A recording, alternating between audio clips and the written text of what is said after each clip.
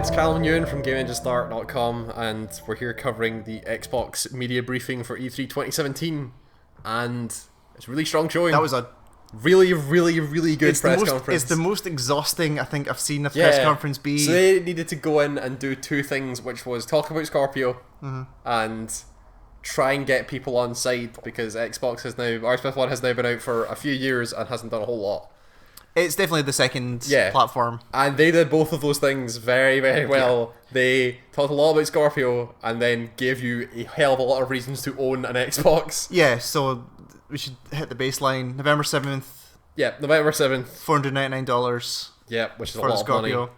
of money. Full backwards compatibility to the Xbox One. Yep.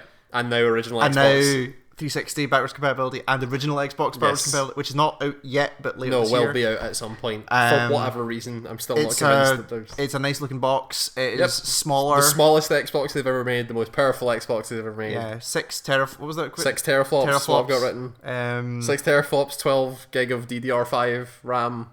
They did everything. Some bus number that I don't understand. Yeah, high bus.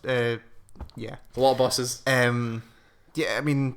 All your Xbox stuff works. That's about all you can really say for it right now. Like, they didn't need to dive into UI. They didn't need to talk about... No, they've not done any of that. It was like, here's the setup for this thing, and then, like, everything you're about to see is in 4K. Yeah. Go nuts. And then when...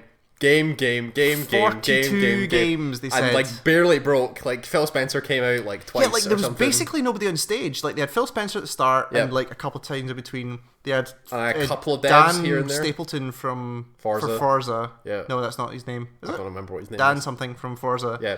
They had... The BioWare guy. The BioWare dude. The EA dude, sorry. The EA dude. And the Shoutcaster guys that they had. And like there wasn't a lot of people on... And the Minecraft... and the Minecraft lady. The Minecraft lady who's been there before. So 42 games, if you take off things like the things you expected, like Minecraft and Forza, and like the known quantities. There were a lot of games. Interesting things. And there was and it's a year with no Halo. It's a year with no Gears. Yeah. It's like, here's a whole bunch of new It was stuff. really good, like... They didn't go through periods of like, here's our indie games. That's it was a good like mix throughout the whole thing of like little games and bigger games and games you didn't know which was which. Yeah, like there's some stuff in there. You're like, this is a big studio, right? So no, it's like really small indie studios. So we should just start. So run down the list. Started with Forza. Forza 7, really nice looking car game. They unveiled the new Porsche, I need to make sure I get this right, Porsche 911 GT2 RS. On stage. There was a car and two car drivers. We don't care about driving games, but it looks like a nice really nice. The water on the tracks looked really nice, but it's what you do, like you have a car game to show off your tech. Yep. It's out in October. Yep. Next. I love for the Forza stuff, every single Forza trailer for the past couple have been like, what is this game? Is this like a desert game? Like, it was this. It's like good wide panning shots, and you're like, oh no, that's a headlight. Because I said, oh, this is Forza, and I'm like, no, there's no roads there. Yeah. And then there was roads, and then there was a track, and then there's cars. You're like, okay, it's Forza. Like we have to hide the facts of Forza trailer for you to get interested, and then go, oh, okay. Oh, it's cars, right? Yeah. Next, kind of a surprise that we're talking like a little bit about this was the new Metro game. Yeah. Metro Exodus. So it is a. I mean, it's follow on from the previous Metro games, which I didn't think were. They're kind of not cult games, but no, they are cult games. They're not particularly well known or very good, but the people that like them really like them. Yeah, because they do a lot of really cool unique things, and the setting is really awesome. Yeah, and it seems more open world. It seems so the things that people were saying were open world, which is kind of awesome. Yep. All the like weird radioactive monsters are still there, including a giant bear. You had the cool like handmade guns that were all just like patched together, like a crossbow that reloaded by pulling the handle. Like and weird like kind of like fucked up Pit Boy thing. Yeah. Like the obviously like it's post-apocalyptic. Let's duct tape some technology together to make it work. And trains. That didn't look like so it was in engine, but that was not a real person playing that. Like, it was scripted. Up, the animations of the motion and stuff like that was very kind of like, here's the feeling you're going for. Yep. Seems cool. I've never played really those cool games. I played a little bit of 2046 or whatever the first one was. It was alright. Okay. But it was just a bit weird. Sure. I thought it played awfully, but yeah. Sure. Then the worst kept secret of Assassin's Creed Origins, because I've leaked fucking everywhere for days. Yep. It's gone to Egypt. They are... Seems like they're going kind of a bit mystical with it, because there's like shots in the trailer of like fighting asps and all that. Which was the interesting part that I'd heard people talk about, which is like, there's a couple of things that Egypt's maybe not the best setting for Assassin's Creed, where like there's no verticality in ancient very Egypt, little verticality, or very little, like there's not enough stuff to climb. Yeah, it's interesting, but not necessarily related to the actual assassins, and then it seems like they are just going full fantasy. Yeah, like there's a scene in there where he's fighting a giant snake, and you're just like, okay, this is fake Egypt. Like fighting crocodiles underwater and all that sort of stuff. It seemed that and there's definite notes of like, in case you forgot, it's a Ubisoft game. Like he has a falcon. He launched his falcon up, and he started marking targets with his falcon, and you're like, okay. Sure. They talked about main character called Bayek, who is the second black main character they have for the Assassin's Creed series because of Aveline. Second main black character. If you count what was that game called? The Vita one? Liberation. If you count that as a mainline story game, then the second one. Because they have Freedom Cry as well, which your hawk's called Senu, by the way. Yeah, cool. He said Senu as he threw it up once. Showed a lot of the combat looked a bit more different. It seemed to be he was doing a lot of dodging as opposed to countering. Yeah, there's a lot more like movement. It seems like a bit of For Honor kind of got in there, where it's a lot more kind of. If they can make combat, they need to make the combat in those games feel dangerous again. Yeah. Because at this point, like, you're just going counter dead, you just counter stab everyone, and then especially when you level yourself up, like you're just like this whirling blade of death. Things together. Speaking of leveling up, there was a lot of. You have levels. You have leveled equipment. There were numbers. Loot boxes. There were numbers popping off of dudes. Yes. Like they're upping the RPG stuff you have in there. A bow that has homing. Arrows and stuff like that. It looks really cool. Totally. Like I think it looks like one of those games. October 27th. I'm in the mood for one of those games. Totally. Yeah, I would totally play that. But then you've got that and Far Cry, but Far Cry's the year after. So yeah. Then kind of a big surprise, they got PlayerUnknown's Battlegrounds for console. Did they like? It's a problem that a lot of these the Microsoft especially is their title wording. card, their wording of their title cards for these games, where it was like, this is a console launch exclusive, which means that it's probably coming first to Xbox One, but is coming to PlayStation as well. That's what that says to me. Yeah. So they got PlayerUnknown going out for a limited period, but there's nothing special about it. Like it's just like it's Battlegrounds. They said it's going to be on consoles, and there's going to be the now called Xbox One S. Oh, the Xbox One X. Oh, sorry, we should have said that. Scorpio the is Xbox One X. Support is coming when it actually launches because it's still in early access. Yeah, totally. But that, sure. It says they had 3 million downloads on PC. That game's doing well. Very well for that guy. Totally. Then a really cool one. I have the Deep Rock Galactic game. Oh, it's Space Dwarf mining. Yeah, like super like Starship Troopers style thing. Like real low poly, kind of like digging through the grounds. Collecting dwarfs stuff, and then swarms of bugs. And really cool little thing to it. There was like a little bit of humor where the dwarfs were shouting at each other, and Space Dwarfs. Space Dwarfs sure. mine for gold, and then go too deep as dwarfs often do. I'll play that. Yeah, looks really good. State of Decay 2. Which one? State of Decay. Oh, State of Decay. Sorry, yeah. Looks very much like State of Decay 1. That game convinced me, but we should probably play the first game. State of Decay 1's really good. I've already played it. Oh, you played it? Yeah. That sounds interesting. Like, again, like I said at the time, it's weird to see a zombie game in 2018, 2018 when that game comes out, but like it seems like there's been State of Decay was one of the ones that did it right. Yeah, it seems like there's been enough time where they're like zombies died. The zombie genre stopped. Yes, like for a little bit 3 years ago, maybe. So maybe this is a good time. And again, you said like the focus on it is not the zombies. The focus on it is like the people. Yeah, stories. They did the right thing, which was like it focuses more on the people and like your stories that you're creating for these people, because they all have like individual skill sets and attributes that are better at some things, and like that's the like you get to the point where it's like, oh, you have your sharpshooter who died because they got backed into corners, so they couldn't fire their gun anymore and all that sort of stuff. It's you weave your own stories in these worlds. This thing has co-op and you can do all that sort of stuff. Yeah, spring 2018 for that. Cool. And then there was the Darwin Project.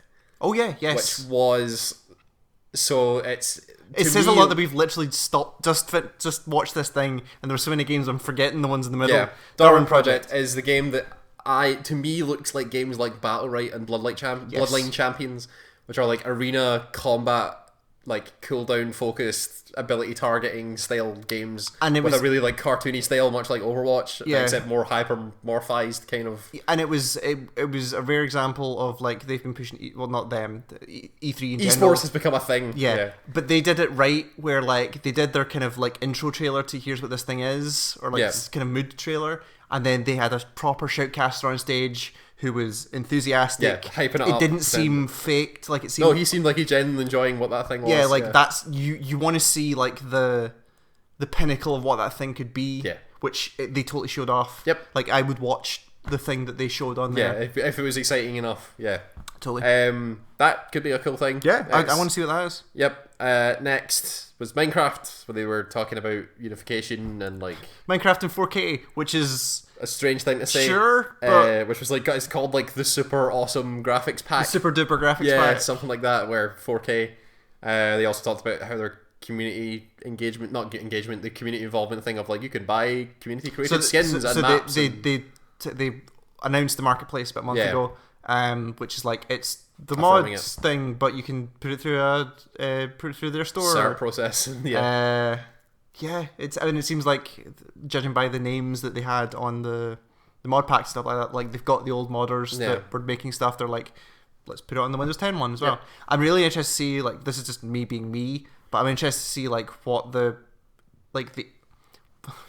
API looks like for, because like the whole point about the reason why Minecraft got modded as much as it was is because that thing didn't have an API at all when it launched. The thing was, because it was based in Java, they broke that thing apart and was like, oh, we can see all the classes involved in this thing, so we can just start overwriting and rebuilding it and all that kind of stuff. For this thing, what they're doing for this, for this thing to be as stable and multi-platform as they're doing, it needs to be a totally different thing. Yeah. So which means they're adding their own hooks. I was gonna say, it means that, does that mean that you don't think you'll get as crazy mods as you could get on? No, you could, but the problem is they have to start them again. Oh, okay, sure. From scratch. And it relies on them. It relies on. I'm totally talking at my ass. This might not be true. Yeah. Like, I don't think it's the same base as the other one. Sure. But it means that Microsoft would then, or Mojang, but Microsoft would then have to add all those APIs in. Like, you need to be able to get access to the same data you could from the original Java version. Yeah, sure. Personally, I think it's real dirty, the thing they're doing here. But you can still get the original Minecraft for now. And we'll see, but like them selling, they own it. They can do whatever they can do what they want with it. But like them saying like, oh, look, it's more the way they're pitching it is like, look at these awesome things we're doing to Minecraft. Like, no, this has been going for years. Like you're now just charging for it. Yeah. And private servers and all. Yeah, it's cool. Which they already had, but anyway.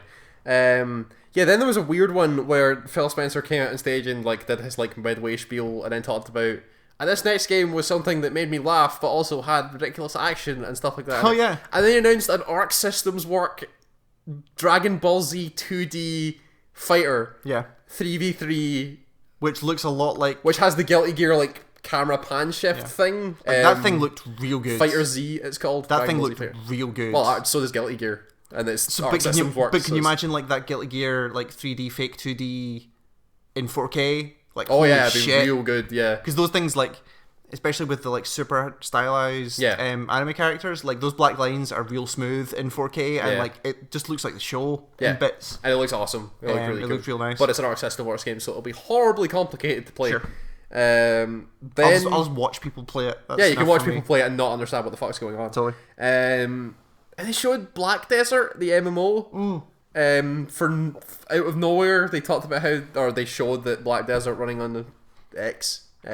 Which, I mean, like, game looks really good. The extent of my knowledge of Black Desert Online was that character creator, and that thing looked real nice. Yeah. So sure. I want to see how that works on a console. And it is an MMO. It's an action MMO, but it's an MMO. Yeah, and it was the start of like at least 3 or 4 titles that we're going to talk about. Of like, they got some Japanese devs into this thing. Yes. Like Arc System Works. They got the Black Desert people. There's another one. I can't quite remember what it was.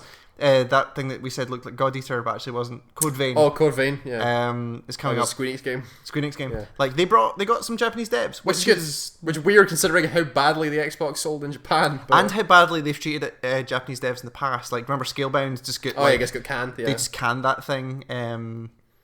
Maybe actually trying to make a push for it. Hopefully. Then the two really weird ones that looked super super awesome happened, which was last night. Oh fuck! Which you said you'd been following for a while. So I'd seen. So last night the development team said they wanted to make a new flashback. Yeah. Of that kind of like side-scrolling adventure, kind of very kind of thoughtful adventure game, like not an action game. And I'd seen they did a game jam prototype about a year and a half ago. Yeah. And it was like kind of 2D pixel art, but with like the animate pixel art, like the things move really, really well. Yeah, like the smooth pixel art, but with like real lighting and stuff like that. Yeah. Like for a Game Jam game, it looked super cool. A lot like Blade and Runner. it was like a 10-minute demo. Yeah. That was what they put together.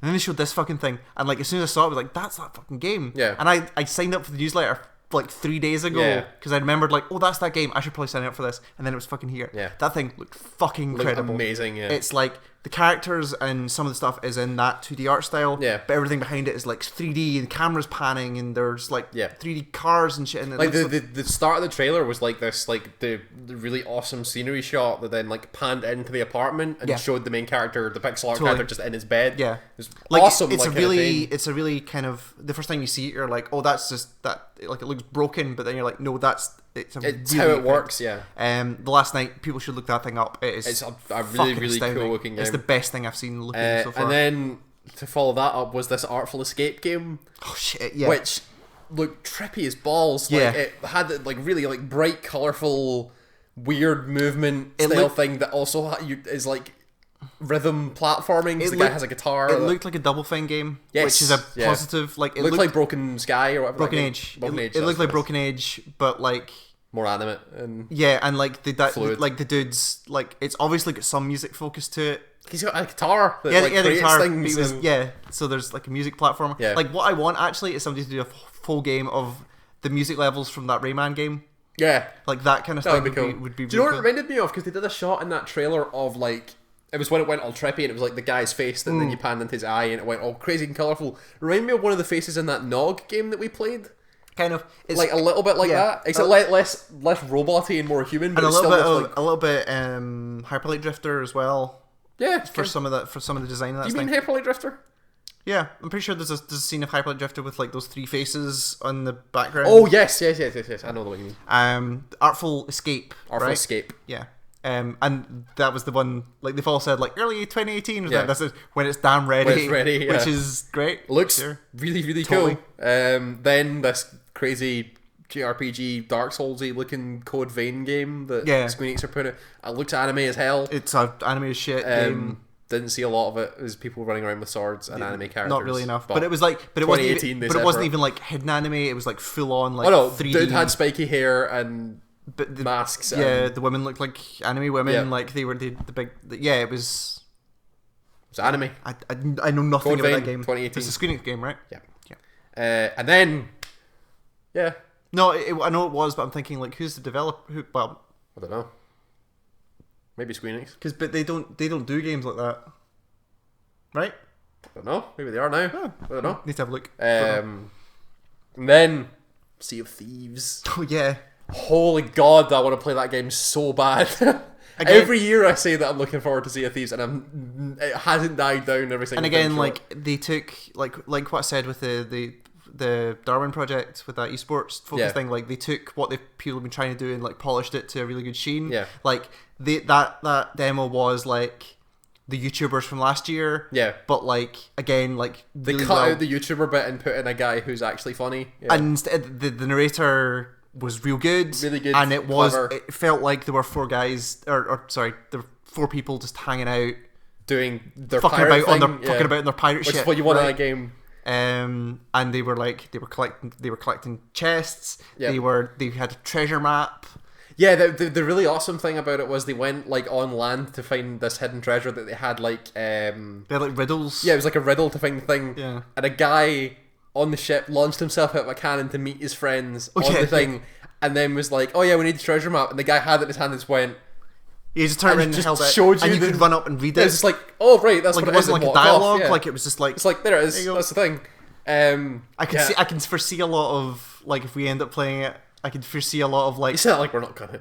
No, but like when we play it, I can foresee a lot of like. Look, I told you it's west. Like, look, it's there. Like, it's west. I'm the one with the map. It's here, right? The game looks super fun. And like they even like if you're taking the tone that the narrator was, who I think was a dev, but I'm not entirely sure.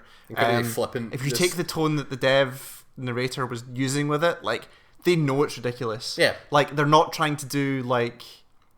It's funny, but also serious. Like they are just they're whatever. There's like a a Caribbean Saints Row kind of subversiveness. That guy launched himself out of a cannon to land on another ship. You walk up to the cannon, there's a prompt to like put self in cannon and launch yourself off. Landed a ship, killed a bunch of people. I think it was fucking great. Awesome.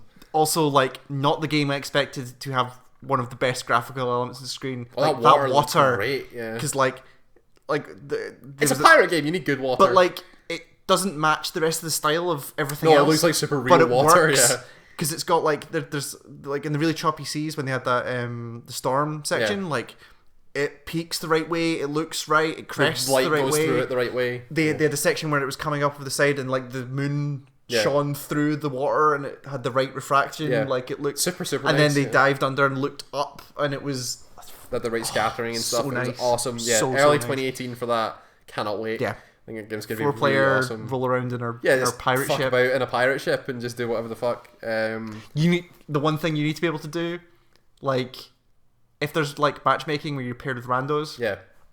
If they fuck up and you want to kick them from the team. Wait, what, the plank? No, put them in the cannon, fire them off. And that's how they get kicked out your game. That's pretty good. Or shoot them off the plank. That would also be good. That would work. All I want is for me to be able to like go on the high seas and just have a mini game where I can play a concertina and just have sea shanties going. Oh yeah, because that was like my favorite thing in Assassin's Creed 4. Yeah, was the sea shanties. So I really want that thing. Yep, for sure. Yeah, I can't wait for that. Then like 8 seconds of Tacoma. There was like you flew around that ship again and you saw the weird AIs. I mean that trailer was for the date, right? Yeah. Like September, August 2nd. Yeah, I've been looking forward to that game for a while. It's real cool. That game looks pretty cool. That's, for people who don't know, that's the game from Fulbright, the Gone Home people. Yep, the Gone Home people. Nina Freeman is now part of them as well. Yep. Good pedigree. That game looks could be great. Awesome. Yeah, I want to see what it is. Then a kind of weird one in Super Lucky's Tale, which is that VR platformer that's now just so everyone started shouting Bubsy because that was the rumor going in. Lucky's Tale was that Oculus Rift launch game. Yeah, that was done by Oculus. The people really liked that platformer. Yeah, totally. But and now they've just brought it onto consoles as a normal third-person character platformer. It looked Spyro as fuck. Yeah. And like my wife was sitting over there and she was like, "It just looks like Spyro." She was also melting at how adorable it looks. It's super cute. Yeah, it's a really cute looking game. Looks great. It looks kind of funny. That garlic farted and it was funny. Yeah, it was really good. Yeah, it could be fun. I mean, it's nice to see the old genres of games kind of. It looked like the type of thing that Ukulele was trying to be. Yes, and didn't seem to do particularly well. Yeah. Sure. Then another really good trailer for Cuphead, purely there for the date of September 29th. It's finally coming out 70 years after it was announced. I still remember that first trailer and we flipped out about it. I hope that game's good. Yeah, because it looks incredible. What era would that be? Those cartoons? Because it wasn't black and white, but it was like post 50s. Yeah, like 50s cartoon. I think so. Like kind of post black and white, early Disney. Yeah, like a little bit after Steamboat Willie, that sort of thing. When Steamboat Willie became color, that kind of era. That game. I think that game is like in the fight with like Persona for like best looking game of that year. Oh yeah, if that game comes out, but yeah. They would it's been so long they would not put a date on that thing unless they were sure they were coming out now.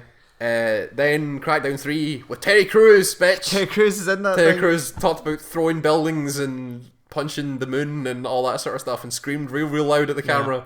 But then didn't really show what that game was. It had a comic book art style and there was 4 people running around shooting things and blowing things up. And also the other part of it is they didn't, because the whole this was Xbox One launch when they talked about 2 or 3 years ago. Yeah, when they were like, we need to use the power of the cloud to do multiplayer destructible physics, and then nothing in that trailer building wise blew up. Like everything else blew up. Yeah, but nothing. Terry Crews said you can throw a building. So did he? He either said throw or bring down. I can't remember what it was. He mentioned buildings, but they didn't show it. Was no, the they thing. Did not show but it. But it's a Crackdown totally. game. Did you play Crackdown? No, didn't have an Xbox. Was there not a PC version of that thing? I think so. Anyway. November 7th for Crackdown. So launch for the Xbox One X. Yes. Then they did a whole bunch of their ID at Xbox stuff, which included a lot of rapid fire. Yeah, just like indie game. Ooblets, which I didn't know was even a thing, and then you told me about it, and now I'm super excited for Ooblets. Ooblets is like Animal Crossing crossed with Pokemon, crossed with Harvest Moon, which are 2 of my favorite things. Exactly. I love Harvest Moon. Love Animal Crossing. It looks awesome. It's got this kind of weird, not weird. It's got this kind of like nice pastel shaded, minimal look to it. Really nice. I watched the dev. She does streams of her doing development, and I watched her make cardigans for an hour. It was that kind of great, game. yeah. Like adorable. It's awesome. Was there anything else in there that I can think of? There was something else. There was like a lot of things of like we need to look that up. Yeah. And then when we watched the trailers. There's that Robocraft game that you didn't know existed. The robot fighting. There's a game that I can build fucking robots and shout at people and they fight each other. Yeah. Okay. Sure. Then it was Ashen. This was their big finish. Was like these are the games that are. These are the things that we're using to define the diversity of games that we have. So there was Ashen, which is that game that I think was like either a year or 2 years ago. I think it was last year. They showed it off. Which is like the faceless characters, real co-op Dark Souls-y like 2-player co-op Dark Souls thing. Really, really cool design. You have weird shadow monsters. The enemy designs looked really they looked unique enough. Like it was obviously they're obviously going for that kind of Dark Souls style. Yeah, but a lot more flat shaded and with a lot more. The style that it reminded me of the most is that game Broken Chalice from. Right. Yes. They had that kind of like faceless, weird polygonal thing, except this one's a lot smoother. But it's that weird. Style. It's weird that having not seen a character. I mean, Inside didn't have face. The characters in Inside didn't have faces. But seeing a character, because one of the two protagonists has a big moustache. Yeah. And every time it cut to him, my brain had to rejig the fact that like I assumed his mustache was his eyebrows, and it threw me off every time it happened. Yeah. But it looks real nice. It's a really interesting looking game. Yeah. It's not a game don't style of game I particularly play, but it looks nice. And then they did that Life is Strange thing, so you can go ahead and cry on so camera. I genuinely teared up. Like Life is Strange was a game that became more important to me even after it was gone, because it did a lot to, I don't know, it told a lot of stories it told a story that didn't feel forced. It felt like I fucking love this game and it takes me a while to get words. It was a thing with a supernatural premise, but was totally not about the supernatural premise. Reality, it was just like kids going to high school and dealing with high school shit, and the way it looked and that soundtrack. I've got a game that if you like that sort of thing, I've got a game you should play. Yeah, what's that? Persona. Oh yeah.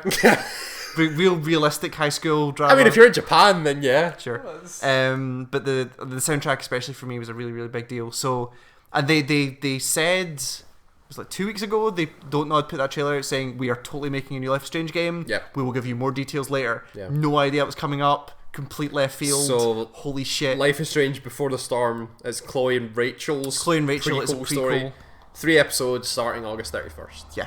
End of August. Was it 31st? I thought it was. Yeah. Okay. That's what it said. Sure. Yeah, totally. Like, for my money, if they fix the faces, it might be better. But I still can't play original Life is Strange because it looked a lot smoother than. I hope it is. I really hope it is. But then I won't be playing this game because I have no investment in it because I'm not finished. I'm super invested. I know, but fair enough. That was a big. If I managed to make myself go back and play through Life is Strange, I might care. That was a big deal for me to see that on stage. So. Then Shadow War, the Shadow Mordor sequel. Yes. Should I play that Shadow Mordor? Shadow Mordor's awesome. But like, is it just Assassin's Creed? But that Nemesis system totally makes that game. But does it solidly? Does it hold up? Oh yeah. Okay. Like I'm sure it does. Like you have never seen a thing like the Nemesis system, even to this day. Right. Like it is a wholly unique system that is. And it seems really like they are ramping the shit out of that. And they realized the strength of it and the fact that people cared a lot about it. Yeah. Because everybody has their own unique stories about the captains that they met and all that sort of stuff. Totally. And just built on it with the, what was it described as? They described, so there's the forging in an army thing where you, instead of possessing people just to make them fight for you, then possess them and you make an army out of it. It was like, it seemed like, because they did a gameplay reveal of this like about a month ago or something like that, and it seems like that tree of like your hierarchy from the first game, there's like 12 of them now. Yeah. They're all linked to different fortresses around the map and stuff like that, and you have your own army of like captains and stuff. And internally they're going to fuck with you and all this good stuff. But yes, like, the gameplay that they showed before this one had like, they were talking about how, oh yeah, if your guys can like save you from dangerous situations but then also stab you in the back and all that sort of thing, which sounds fascinating. And then they introduced Bruce, who might be Bruce is my new favourite character.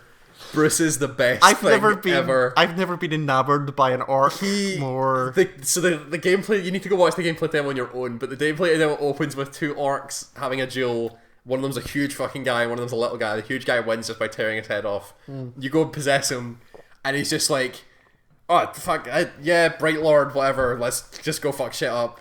And then it just goes through this whole stream of, like, you get to the fortress you're killing to, the orc speaks in Dark Speak, and he's like, I don't speak Dark Speak, which is kind of stupid for an orc, but I think he said he's going to kill us all. Yeah. We should go deal with that. I don't speak Dark Speak, which is a pain in the arse. But he's awesome. I love Bruce. He's character. The best thing. And if they do that consistently, where it's like there's enough difference in your captains and they all have individual voices and personalities, it makes that Nemesis system way better because you actually have what you care about. Yeah. Like, I don't want Bruce to die. Yeah. Because he's awesome. Yeah.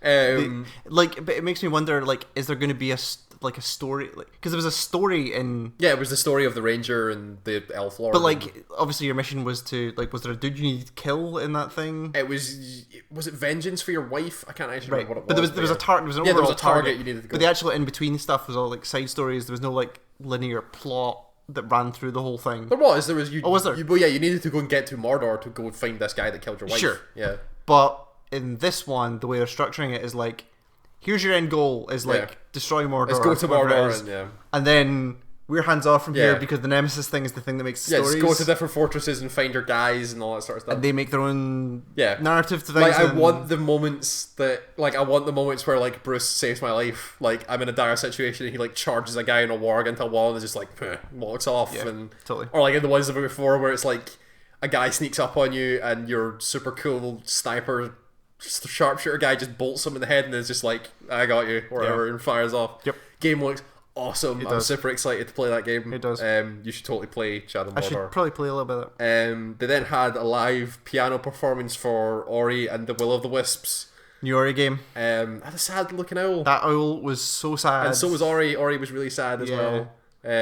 Looks incredible. That art style is still awesome. Totally. Will look even better in 4K. Because the big thing about the original Ori was, like, they weren't using, like, they said it was not, like, there was no repeating asset. Like, they handcrafted the whole thing. Yeah, everything was all hand built. Yeah.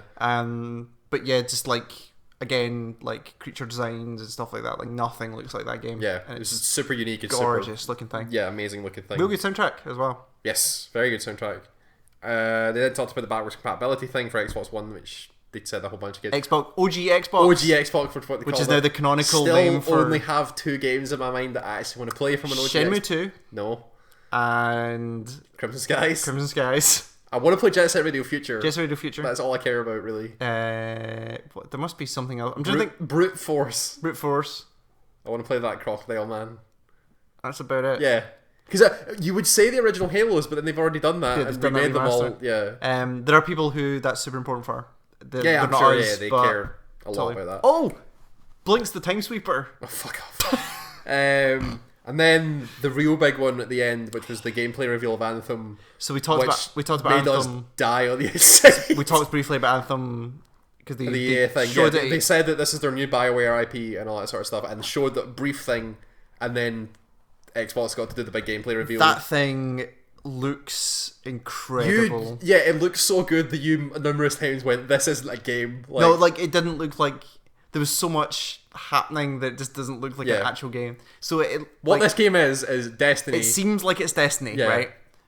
And kind of has it's sci-fi. It is you have exosuits. You have exosuits, so you're basically Iron Man, or everyone's Iron Man. Everyone's Iron Man with multiple Iron Man suits that you can customize. Right to the point where apparently huge levels of customization. Yeah, and you can just fucking take off and fly through these levels. Yeah, like Iron Man.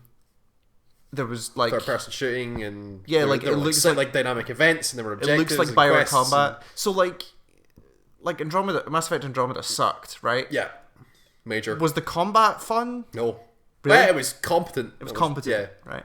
So, like, if they can do proper third-person combat that is fun, if they can make it solidly feel good, it looked good. Yeah, it did. Because the gameplay demo that they showed had like 2 friends with their like fake voice chatter like Ubisoft like to do, and they get to this like big clearing and there's a whole bunch of enemies and the guy goes, time to try the mortar, and like a mortar comes out his back and fires and looks great, and then more people come and the girl has like this multi-lock missile that looks amazing. Like, then it drops a giant engram effectively from Destiny, and she's like, "Oh, come on, let it be good. Oh, it's legendary." It's like, fuck, this is just going to be games for the next 3 years. Totally, and I'm okay with that. Like, it was.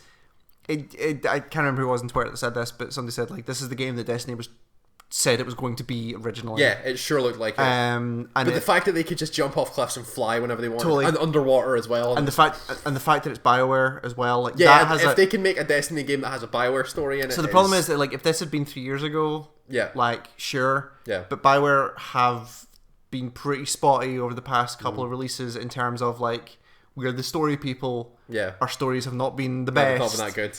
Nor has the writing. So I suppose like making it a Destiny style game where the whole thing is like there's story here, but like the actual things you care about, like what happens in the world. It's like the combat, it's the loot, it's all that kind of stuff. Yeah. Like that can take the pressure off story a little bit and let you do your own stuff. But if they really sit down and like the back end writing stuff that even though there's not a lot of it is good BioWare quality. Totally.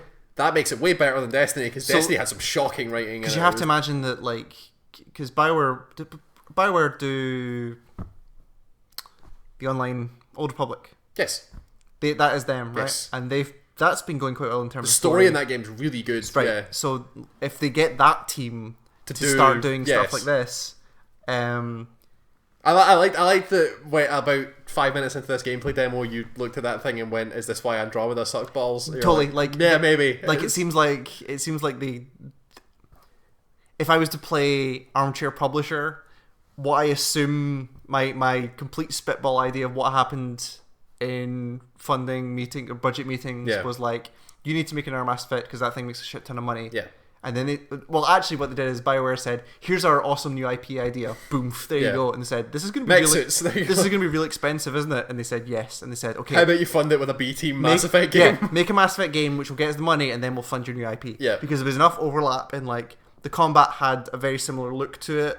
It was better, but it had a very similar look. Yeah, it was a very similar like over the shoulder third person shooting thing. And because it's Frostbite, they're iterating on that tech. Yeah, it's all there. Looks really awesome. That thing looks incredible. They had a bit at the end when more people showed up, and just to show off like the variety in mech suits. Yeah, where like one of them just seemed to fly constantly. It was like had this weird hover thing on its feet. One of them had like looked really slender, and the one of them had like the I don't know what the biology name for this is, but like the reverse knees on like the reverse like knee joint thing that like cows have and stuff. Yes, not cows.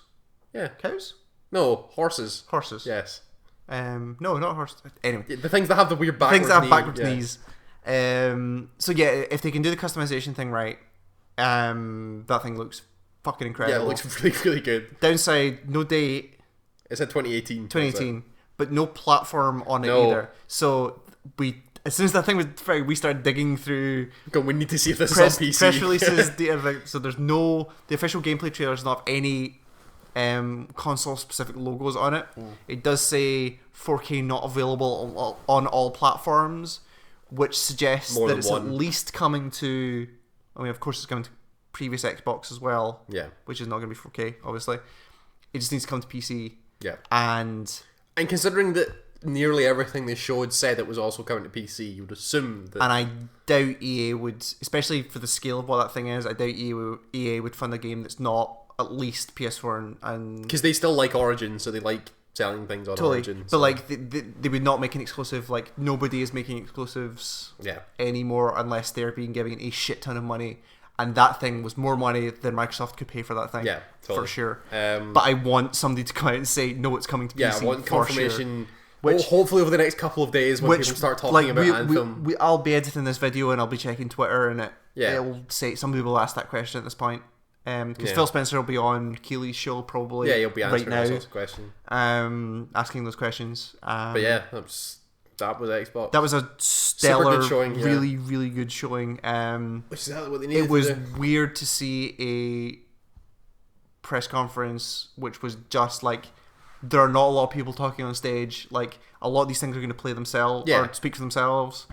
Which had the side effect of like the only things I saw people on stage playing was Forza. Yep. And it was kind of only Forza, right? Like, there's no other shots of like people with controllers in their hands. But a lot of that stuff's 2018, so you can probably get away with that. And a lot of it was like smaller stuff, which just out of date. So like, you're not going to play Life is Strange on... No, totally, like, why would you do that? But a lot of them were like gameplay demos or like an engine or gameplay or whatever it was, but there was nobody controlling one thing, which is fine for me. Like, I'm okay just letting you show them off. I believe that the thing you're showing me is an engine. Yeah. And I also... I'm smart enough at this point to know it's probably not going to look exactly like that. Yeah, it's not going to look like that, but like people who get pissed with like that thing looks so good at E3. It was like, because that was all that existed. Yeah. Like you turn out this one snippet that's the dumbest fucking argument ever. But that was a super good showing. Like Sony have a lot to do. We should totally go and watch that Anthem gameplay again. Yeah, we can do.